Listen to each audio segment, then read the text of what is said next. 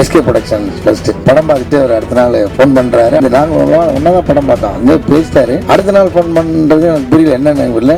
அண்ணே படத்துக்குள்ள ஒரு பாட்டு ஒன்று வரும், எனக்கு சம்பந்தப்பட்ட ஒரு பாட்டு. அந்த பாட்டை வேற அன்னைக்கு பாடிட்டே இருந்தாரு. எனக்கு வாய்ஸ் நோட்ல வேற அதை பாடி அனுப்பிச்சிருந்தாரு.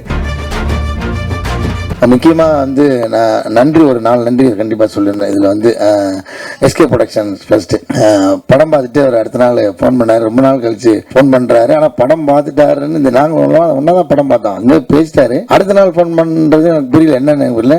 அண்ணே படம் மைண்டுக்குள்ளேயே ஓடிக்கிட்டே இருக்குண்ணே, ரொம்ப நாளாக பிடிச்சிருக்குண்ணே அப்படின்னு ஆரம்பித்து அப்படியே பேசினார். அந்த படத்துக்குள்ள ஒரு பாட்டு ஒன்று வரும், எனக்கு சம்மந்தப்பட்ட ஒரு பாட்டு. அந்த பாட்டை வேற அன்னைக்கு பாடிட்டே இருந்தார். எனக்கு வாய்ஸ் நோட்டில் வேற அதை பாடி அனுப்பிச்சிருந்தாரு. ஸோ அப்போ ஒரு நம்பிக்கை இருந்துச்சு. அப்புறம் சொன்னாரு, இது நம்ம தான் ப்ரெசென்ட் பண்ணணும்னு நினைக்கிறேனே, மோஸ்ட்லி நான் ஈவினிங்குள்ள நான் சொல்றேனே அப்படின்னாரு. அதே மாதிரி அது நடந்துச்சு சார். சிவகார்த்திகேயன் சாருக்கு இந்த இடத்துல ரொம்ப பெரிய நன்றி. கலையரசு சார், எஸ்கே ப்ரொடக்ஷன் உங்க டீமுக்கு ரொம்ப நன்றி சொல்லிக்கிறோம். அப்புறம் ஏஜிஎஸ் சினிமாஸ் அவங்களுக்கும் நன்றி சொல்லிக்கிறோம். அப்புறம் சவுத் ஸ்டுடியோ சக்தி ஐயா, ரொம்ப மகிழ்ச்சி அவங்களோட டிராவல் பண்றது. இன்னும் பல வருஷம் நம்ம நிறைய ப்ராஜெக்ட் சேர்ந்து ஒர்க் பண்ணுவோம்.